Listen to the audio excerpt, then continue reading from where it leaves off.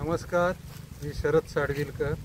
मी माझ्या गावातून आणि माझ्या घराच्या कंपाऊंडमध्ये उभा आहे.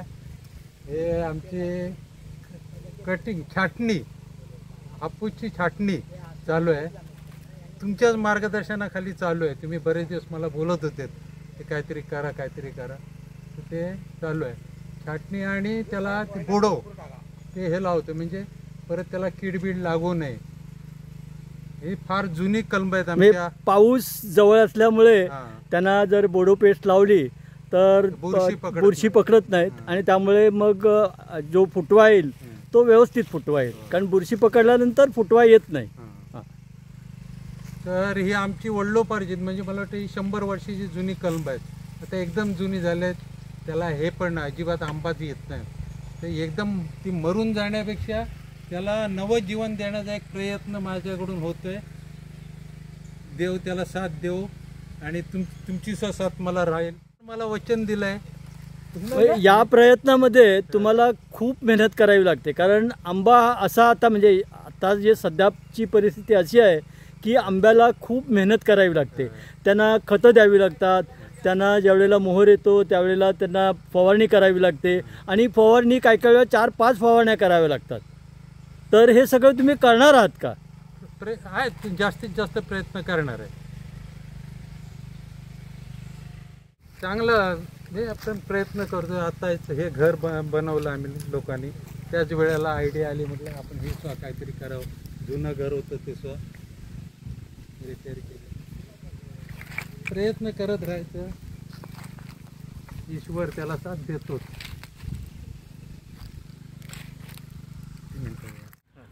तुम्ही ह्यातले ज्ञान आहे तुम्हाला, तर म्हणजे ह्याचं काय निष्पत्ती काय होते? तुम्ही जे प्रयोग केलेत ना, तर तुमचा अनुभव काय ह्याच्यामध्ये? सध्याच्या परिस्थितीत काय होतं, झाडं मोठी झाली तर त्या झाडावर आंबे काढण्यासाठी चढणारी माणसं राहिलेली नाही. बरोबर. तर ती 12 फुटाची जर झाडं असतील तर घराने तुम्ही आंबे काढू शकता. आणि त्या दृष्टीने झाडं उंच झाल्यानंतर काही वेळेला त्यांच्यामध्ये बांधी येते आणि वेगवेगळं हे येतं. मग त्यामुळे आंबा येणं बंद होतं. आपलं एकूण मग त्यानंतर आपलं दुर्लक्ष होतं. ते दुर्लक्ष न होण्यासाठी जरा त्यांना कटिंग केली आणि त्यांना पुनर्जीवन दिलं, त्यांची नवीन संजीवनी आणली, नवीन पालवी फुटली, तर आंबा खूप येतो त्यानंतर. आता तुम्ही बघा, जर तुम्ही सतत 4-5 वर्ष जर मेहनत केलीत तर याला भरपूर आंबा लागेल. भरपूर म्हणजे तुमच्या संपूर्ण साडविलकर फॅमिलीला आंबा मिळेल एवढा आंबा तुम्हाला मिळू शकतो त्यातून. खत पाणी करायचं. आता मी परवा 2 दिवसानंतर त्याला कृष्णाला सांगितलंय खत घालायचं काम तू करायचंय. तो करतो म्हणालाय. त्यासाठी बाकी कामगारांकडून करण्यापेक्षा सततचे स्वतःचे पण प्रयत्न हवेत. त्यांना आपल्या मुलाप्रमाणे वाढवावं लागतं, तरच तुम्हाला ती फळं देतात. आणि बघा, म्हणजे तुम्ही एक 2-3 वर्षानंतर तुम्हाला यश येईलच याच्यामध्ये, कारण जर त्यांना खतपाणी झालं व्यवस्थित तर आंबा चांगलाच होतो.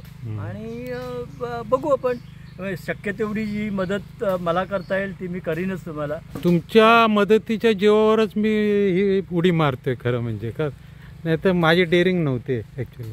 मला शक्य असेल ते मी सगळ्यांना मदत करतो. मला जर वाटलं की बाबा यात होऊ शकतं, हा प्रयत्न आहे. म्हणजे असं काही नाही की म्हणजे 100% मी तुम्हाला सांगतो की होणारच. परंतु त्याला जर त्या झाडांकडे पूर्ण लक्ष दिलं आणि प्रत्येक वेळेला जर समजा कुठली कीड लागली असेल तर त्याला व्यवस्थित किडीला काढून टाकणं, त्यासाठी मग त्यांना औषध फवारणी करणं, हे जर सर्व केलं तर 5 वर्षात मला वाटतं तुम्हाला चांगला आंबा मिळेल. पूर्ण साडविलकर फॅमिलीला आंबा मिळू शकेल.